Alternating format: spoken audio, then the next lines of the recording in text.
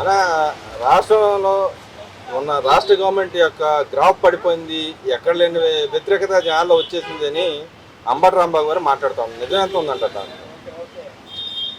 Graph ఎక్కడ పడిపోయిందన్న, వాళ్ళే పని పాటు లేదు, వాళ్ళకి అవకాశం లేదు, వాళ్ళు ఏదేదో పిచ్చి ప్రారంభం పేలుతారు. డ్రాప్ పడిపోవడం ఏం పడిపోయింది, ఏం చేయలేదని పడిపోయింది.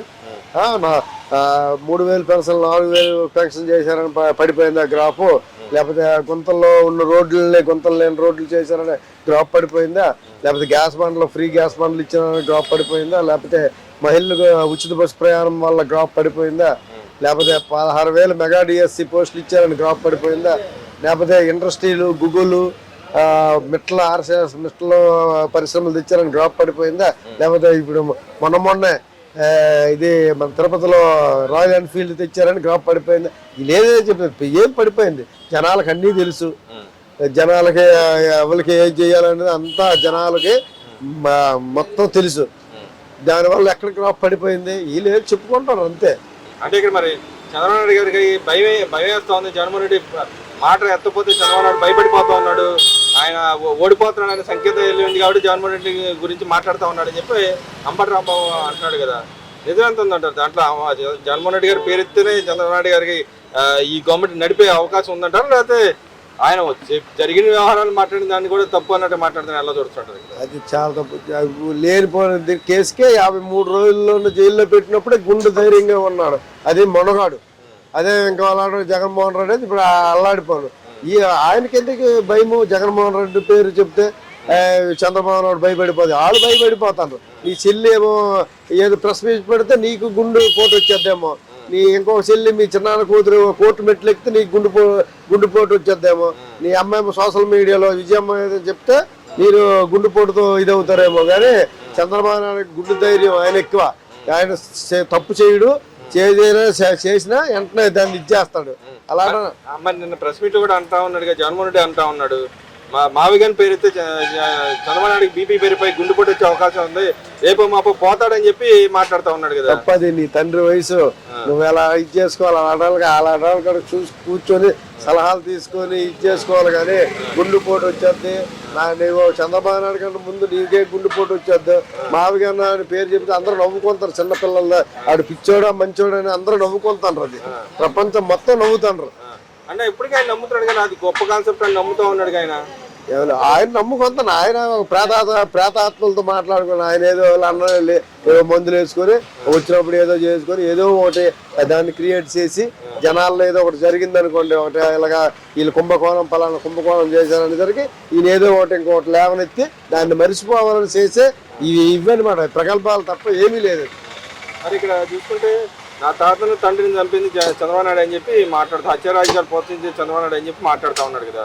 నిజంగానే హత్యారాజు గారు ఈయన ప్రోత్సహిస్తున్నాడా, లేకపోతే గతంలో జరిగిన ఎంక్వైరీ చేసి కోర్టు ముందు ప్రవేశపెడతాను ట్రై చేస్తా ఉన్నాడు? ఇదంతా కావాలని హత్య రాజకీయాలు పుట్టిందే జగన్మోహన్ రెడ్డి వాళ్ళ తాతాల నుంచే. వాళ్ళ తాత ఏమో మొన్న పార్థసారథి రెడ్డి చెప్పాడు, నన్ను కోర్టు మెట్లు ఎక్కినప్పుడు ఇది చేసి చచ్చిపోండ్రు గీసాడు, ఆడి నుంచితో బాగోదని పార్థసారథి రెడ్డి చంపేశాడు. చెప్పు, ఆయనే చెప్పారు 15 మంది చంపారని.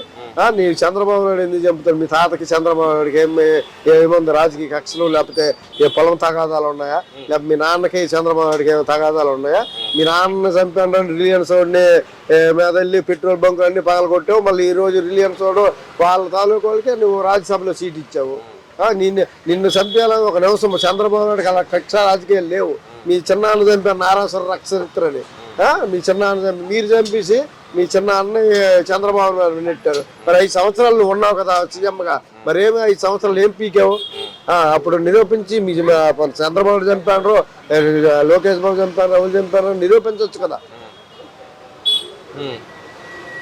అంటే ఇక్కడ మనం తీసుకుంటే ఎందుకనే ఈ విధమైన మాట్లాడదు అంటే మళ్ళీ ఈ విధంగా మళ్ళీ జనాల్లోకి వచ్చి ఏమైనా సింపతి సంపాదించడానికి ఇలాంటి వ్యాఖ్యలు చేయడానికి వచ్చా, లేకపోతే ఏది లేదు కాబట్టి జనాల్లో ఏం లేదు కాబట్టి ఏదో రకంగా మళ్ళీ సృష్టించాలని ఆలోచన మాట్లాడారు. పిచ్చి పిచ్చి ఆలోచనలు జనాల్లో కూడా గ్రాఫ్ పడిపోయింది. మీరేదో అనుకుంటారు మాకు వచ్చేస్తే మేమేదో అప్పుడు బట్టలు నొక్కాము, నువ్వు బట్టలు నొక్కి చేస్తే నీకెందుకు జనాలు వేస్తారు?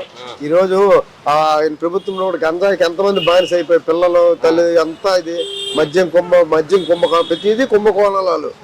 మద్యం తాగి ఎంతమంది చచ్చిపోయారు, నాసిరక మద్యాలు పెట్టి ఆ డబ్బులన్నీ ఏమైనాయి? ఆ డబ్బులల్లా డిజిటల్ పేమెంట్ వెళ్ళిపోయి సినిమా హీరోయిన్లకి బంగారం బిస్కెట్లు కొనడానికి హవాలాలో పెట్టుకుంటారు తప్ప ఏమి లేదు. నీ జాబ్ పడిపోయింది కాబట్టి నువ్వేదో కొత్తవన్నీ క్రియేట్ చేసుకొని జనాల్లోకి సానుభూతి పొందాలని చేసిన ప్రగల్భాలు తప్ప ఏమీ లేదు. మరి ఇప్పుడు కూడా మాట్లాడుతూ ఉన్నాడు కదా, నేను సౌమ్యుని కాబట్టి వదిలేసాను అందరినీ, లేకపోతే ఈ పాటికి చచ్చిపోయాడు ఎక్కడ ఉండేవాళ్ళు శ్మశానంలో ఉండేవాళ్ళు అని ఓ పక్కన మాట్లాడుతున్నాడు, ఇంకో పక్కన గతంలో రప్పరప్ప నడుకుతాం అని చెప్పి గతంలో వాళ్ళ నాయకులు కూడా మాట్లాడారు. అసలు వాళ్ళ పార్టీ విధానాన్ని ఆ నాయకుడి విధానాన్ని ఎలా చూడొచ్చు ఇక్కడ? వాళ్ళ పార్టీ విధానాల్లో తప్పు, ఆయనకి చెప్పిన సలహాదారులే తప్పు. నువ్వు ఒక ముఖ్యమంత్రి, ఒక ప్రతిపక్ష నేతగా ఉన్నప్పుడు ఎలా ప్రజలకు ఏం కావాలి, ప్రజలకు ఏం జరుగుతుంది, ప్రజల పక్కన పోరాడాలని తప్ప నువ్వు రప్ప పెట్టేసి ఏడపోతులు వేసినాడు వేసేస్తాము నీదంతా కక్ష రాజకీయం తప్ప జనాలను ఎప్పుడు కూడా నువ్వు ఏం చేయలేదు, జనాలకు మేలే చేయలేదు నువ్వు. అంటే మరి ఈ గవర్నమెంట్ వచ్చిన తర్వాత ఎక్కడ సంక్షేమ పథకాలు కూడా అందట్లేదు, వెన్నుపోటు పొడవడంలో చంద్రబాబు నాయుడు సిద్ధాస్తుడు అని మాట్లాడుతూ ఉన్నాడు. నిజంగా సంక్షేమ పథకాలు ఎవరికి ఏం అందట్లేదు అంటారా? ఎందుకు అందలేదన్న? 4,000 3,000 పెన్షన్ 4,000 తెల్లారిసరికి ఇల్లు ఇస్తాను, 1వ తారీఖే ముందే ఇస్తాను, ఆదివారం అయితే ముందు రోజే ఇచ్చేస్తాను.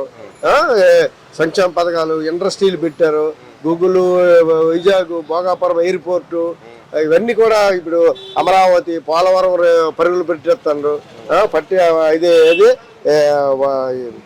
వెలుగొండ, ఇవన్నీ కూడా మెయిన్ ఇవన్నీ మన కళ్ళెదురుగా అవపడతాను. గుంతలు లేని రోడ్లు చేశారు, నిరంతరం కరెంట్ ఇస్తాను, ఏం చేయలేదని ఎన్ని ఇండస్ట్రీలు వస్తాయి. వచ్చి 2 సంవత్సరాలు అయింది. నువ్వు జనాలు కూడా ఆలోచించాలన్నా, ఏదో వచ్చారు 5 సంవత్సరాలు వీళ్ళకి ఇచ్చి మళ్ళీ 5 సంవత్సరాలు ఇచ్చినప్పుడే మనకి అడుగంటు పోతున్నాము. ఆంధ్రప్రదేశ్ వెనక్కి వెళ్ళిపోతుంది. అదే 5 సంవత్సరాలు పరిపాలన మళ్ళీ 5 సంవత్సరాలు ఇస్తే నీకు ఎంత డెవలప్ ఇప్పటికి. అదే చంద్రబాబు నాయుడు ఉంటే ఇప్పటికి అమరావతి వంక ప్రపంచ దేశాలన్నీ చూసేవి. మరి అవకాశం ఇస్తారంటారు? అసలు ఇస్తారు. ఆయన ఏంటంటే ఆయన కక్ష రాజకీయాలు కాదు, అభివృద్ధి అని తండ్రి కొడుకులు ఇద్దరు ఎక్కడ సింగపూర్ వెళ్ళా ఎక్కడికి వెళ్ళా సరే వాటి నుంచి కంపెనీలు తేవడము, వాళ్ళు జనాలకి చదువుకున్న విద్యార్థులకి ఈ ఉపాధి కల్పించడమని ఉద్యోగ లక్ష్యాలు కొన్ని, ఒక 10 లక్షల ఉద్యోగాలు ఒకటే కాదు. నాకు ఇప్పుడు కావాల్సిన డబ్బులు ఇవ్వట్లేదు కాబట్టి నేను ఓటేననే వాళ్ళకి మీరు ఏం చెబుతారు? అది తప్పన్నా. డబ్బు తీసుకుని అది సబబు కాదు. అది నువ్వు ఏం చేశారు, జనాలు ఈ రోజు అప్పుడు ఎలాగొన్నారు, ఈ రోజు ఎలాగొన్నారు అని ఆలోచించాలి. వాటర్లకు ఆలోచించమంటాను. డబ్బు ఈ రోజు ఇస్తాడు 2,000 ఇచ్చి ఆడు ఎన్ని సంపాదించుకొని జనాలను ఎంత నాశనం చేశాడు 5 సంవత్సరాలు. ఈ ప్రభుత్వమైన ఏ ప్రభుత్వమైనా సరే డబ్బు కోసం ఆలోచించకూడదు. అంటే ఆలోచనలో వెళ్తారంటారా? ఓటు వేసే టైంలో ఆలోచిస్తారంటారు? జనాలు డబ్బు తీసుకున్నా అభివృద్ధికే వేస్తారన్న ఓటు. నమ్ముతున్నారు బలంగా అభివృద్ధి అవపడుతుంది, కళ్ళారే అవపడుతుంది. అంతకంటే ఇంకేముంది? 2 సంవత్సరాలు ఎంత అభివృద్ధి చేశారంటే ఇంకా 5 సంవత్సరాలు, నెక్స్ట్ వచ్చిన 5 సంవత్సరాల్లో మొత్తం డెవలప్ అయిపోతుంది. అవుతుంది అంటారు. మరి ఆయన అవ్వట్లేదు. చంద్రబాబు నాయుడు అసలు రాజధాని కట్టడం అని చెప్పి మాట్లాడుతున్నాడుగా. ఏం కట్టలేదు? నువ్వు 3 రాజధానులు అన్నావు, 4 వైజాగ్లో ఏదైనా కట్టావా? లేకపోతే రాయలసీమలో ఏం కట్టావా? లేదంటే అమరావతిలో ఏం కట్టావా? నువ్వు వైజాగ్ లేదు, నీ ప్యాలెస్ కట్టుకున్నావు, రుచికొండ ప్యాలెస్ లో నీ పడుకోవడానికి, నీ దీనికి, నీ ఒక్క ప్రాణానికి ఎందుకు అంత ప్యాలెస్ లో జనాల కోసం ఏది కట్టుకోడు 5 సంవత్సరాలు. ఎవరు వేరే అతిథుల కోసం కట్టాడు? అద్దెల కోసమా? వాళ్ళ ఫ్యామిలీ కోసం, వాళ్ళ కోసం కట్టుకోండి. అద్దెల కోసం అని ఏం మరి చెప్పాలి కదా వచ్చినప్పుడు. నువ్వు అద్దెల కోసం ఎందుకు? నువ్వు పలానా దగ్గర పలానా ఇండస్ట్రీలు పెట్టాను, నేను పలానా ఇచ్చేసాను నేను అని చెప్పు. జనాల్లోకి చెప్పలేవు.